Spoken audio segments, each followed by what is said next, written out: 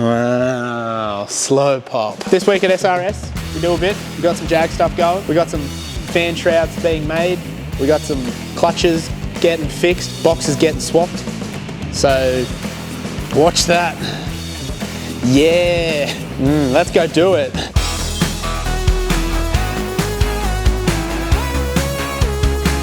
Now, I appreciate all the help, fellas. No, I appreciate it. Done without you, you know. Teamwork, George. No iron team. Daniel. What'd you say? What? What'd you say? Nothing. You said it's sand job? No. I said this is sand stuff. Not my job. I didn't say it was your job. Nah, that's what you're thinking. I said this is sand stuff. All of mine. I did it.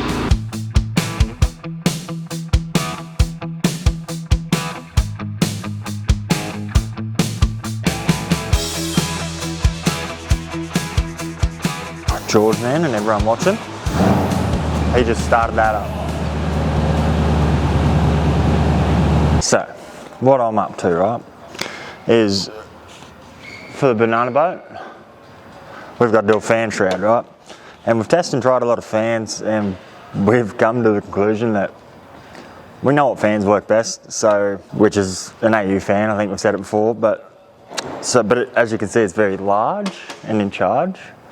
And we're running out, we don't have much space because of the 2J, the Billet 2J. I'm not too sure yet what we're gonna do with the second fan, but right now I'm just making a bracket to mount this fan, and then we'll work out how much space we got, because we're gonna have to notch it down here for the dry sump as well, because the pulley comes so far off the ATI dampener, and because we're running AN lines as well, to be able to close the shroud up the whole way of the fins, we're gonna have to notch the fan shroud as well, just so, I don't know, I guess makes it easier for fittings and stuff. And yeah, it's exactly what I'm doing. George, man, and everyone watching. Look at my bracket. Yep, that's about it. So, stay tuned. Come along for the ride. Enjoy the content. Share it with your friends. What I say, being a busy little beaver brock bird. And sick, George.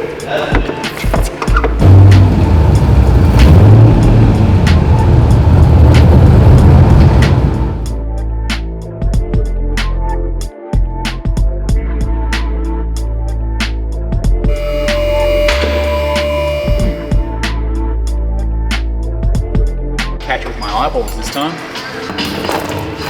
Sit on my shoe.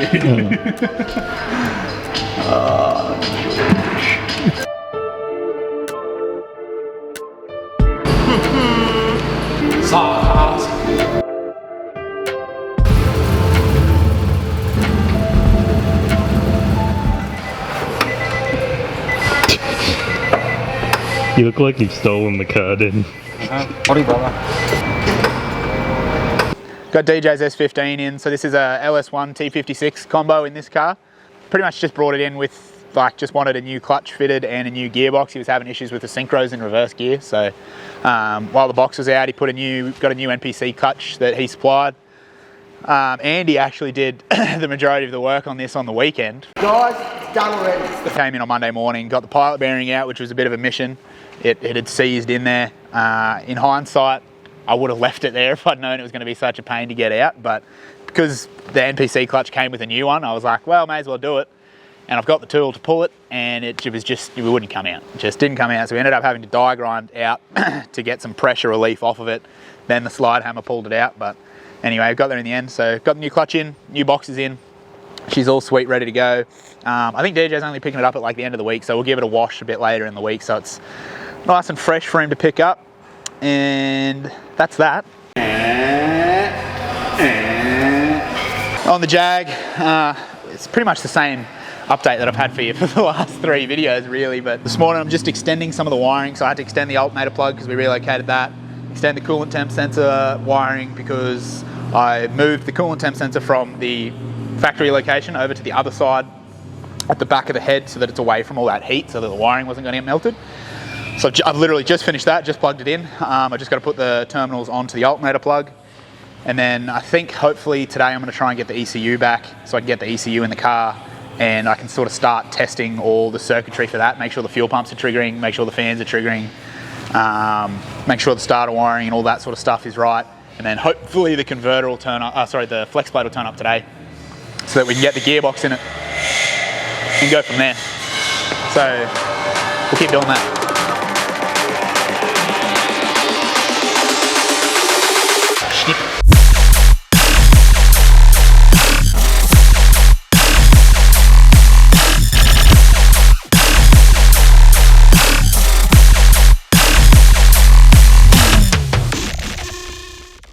Figured I'd sit down and get comfy. We got the Jag. You can put a before and after, George. Ready? Here's the before. Ew, what a mess.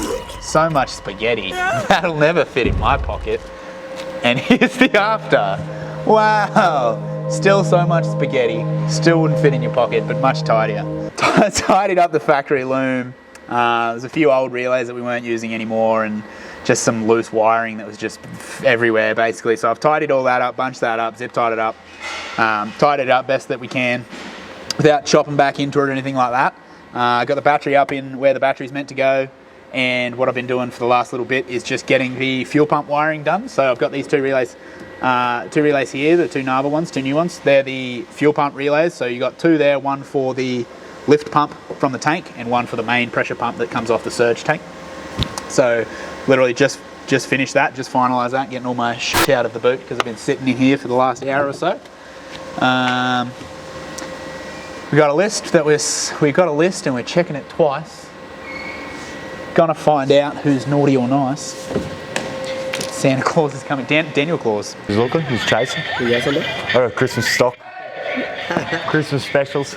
So the actual fuel system, so to speak, is pretty much done. I'll go through right now and I'll tighten up all those hoses, and then I'll move on to the next little job that we said that we'd do later on down the track when we're doing other stuff, and now it's time to do all the little jobs that we said we'd do later.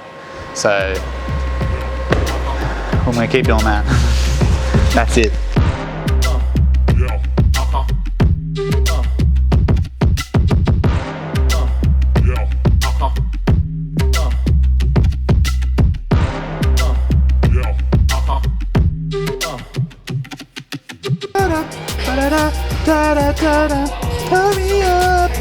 It's lovely, isn't it?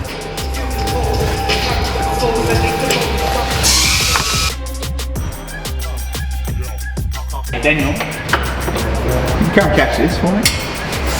Before I drop it on George's head. Hurry. Hurry, George is in trouble. Yeah, you got your back door open. Your back door.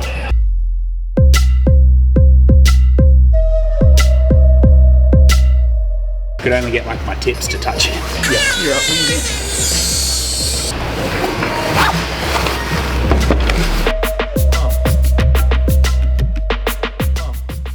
Ow! You're bonging my head. Stop hitting your head.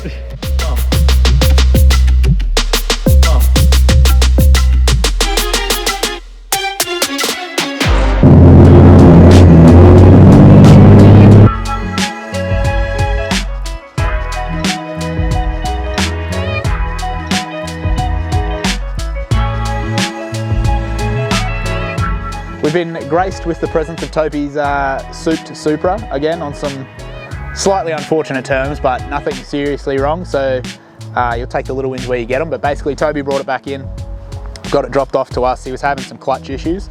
I got the gearbox pulled out of it and sort of started having a look around, and so a couple of things that I found when I had the gearbox out initially. So there was two throwout bearings supplied to us with the car, so one out of the car obviously and one in the gearbox itself. After getting them out, it's a bit of a hard discrepancy to see, but one was longer. The overall size of them was the same, but the contact patch from where the fork touches and pushes on the back of the throwout bearing to where it touches on the pressure plate was actually longer, even though overall they were the same height. So basically what that means is he wasn't getting the throw required because that longer bearing was the one that was supplied by DCS and was the one that was meant to be in the gearbox. But it's a bit of a hard, tricky thing to pick up on when you first glance at them. They look exactly the same, but they are in fact not. Second thing was that the pressure plate fingers the rivets on those had actually come loose. There's a couple of things that can cause that. One, somebody could have touched it and undone them accidentally, thinking that's how they pulled the pressure plate off. Or the other thing is that it could have been overstroked, so the clutch pedal could have actually been pushing it too far. Pretty much simple fix, pull the box out, swap the throwout bearing over to the right one, supplied by DCS, and then re-torqued the pressure plate fingers. So re-torqued them back up to the DCS specs, put it all back together, threw the box back in. Anything from the trolley? We'll take the lot. Put it in, bled the clutch, and it's all sweet to go now. It's all good. Toby's R154 lives to fight another day. For how long for, I don't know. It depends how kind he is to it, but for the meantime, it's all sweet. It's all running and ready to go, which is a good thing. So if you remember a while ago, this car was in, we did all the engine install and gearbox install was all done by Toby, and it came to us and we did all the fabrication work on it, so all the intercooler piping and everything like that. And then it went away. We didn't actually get to see it running. So this is the first time we've seen it running and driving, even though it was broken when it came to us, but it's fixed now and it's all sweet and making all the right noises, which is good. So yeah, that's it. I don't know how to do an end on that. Yes, great.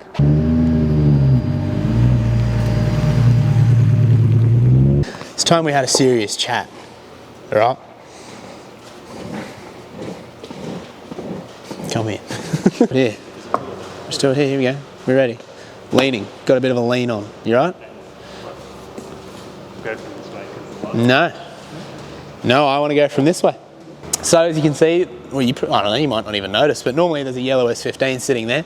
So in the gap in content that we have inevitably created by everybody getting sick, the S15 yesterday morning, Stewie and I got the body kit fitted up on that so that we could send it off to Danny at Impress, I think they're called Impress Fabrication, over to Danny to get the roll cage fitted. So it's getting a roll cage and it's also getting like crash bars front and rear. So we had to get the front and rear body kits sort of fitted up and mocked up. So you don't get to see any of that, but you'll see it when it's back here.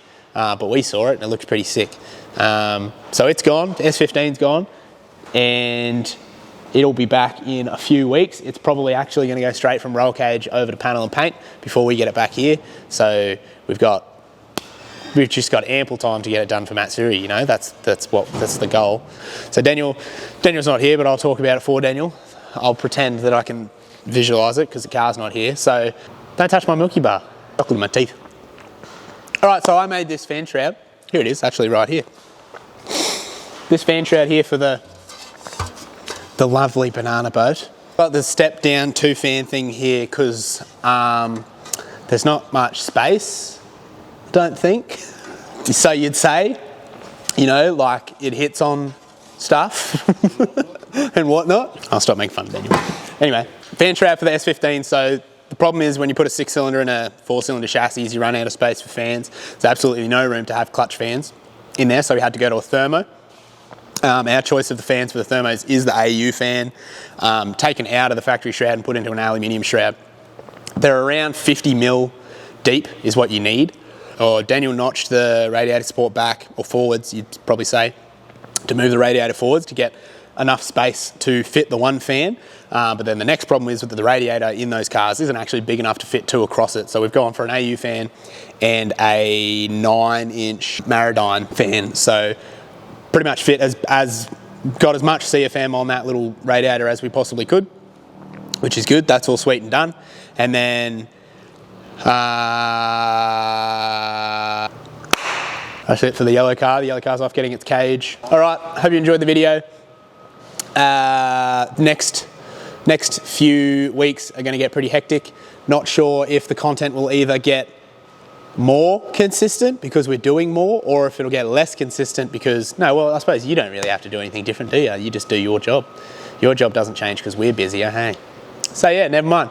You'll just keep enjoying the videos. They should be coming out. Hopefully, sort of the progress on a lot of the cars coming up in the next few weeks is going to be a lot quicker, even though we sort of get in the trap of like feeling like a car's taking forever to build, but then we realise that we're building cars in 6 months that most people take 5 years to build. So it's sort of, to us, it's dragging out a bit. Like that Jag, I can't wait to get rid of it. It's been here I'm just sick of looking at it because it just looks the same. Even though you've spent 4 hours working on it, it looks the exact same as it did last week because it's just little things that you don't actually notice. It's not like the engine in there or the turbo in there that makes like a big difference and gives you a big serotonin hit. But that thing will be done this week. At least started driving, and then we got G-Up to come back in, we got the S15 to come back in, and we got Damo's S13 to come back in, and all those cars are going to get pretty much turned around in 10 weeks or something like. Well, that's the plan. But carry on, finger guns. Carry on watching if you want to see that. Like, comment, subscribe if you enjoyed the videos. Like, comment, and subscribe if you didn't enjoy the videos. And I'll tell George, and he'll cry, and we'll hunt you down. Thanks for watching. Goodbye. What's funny, George? Why are you laughing?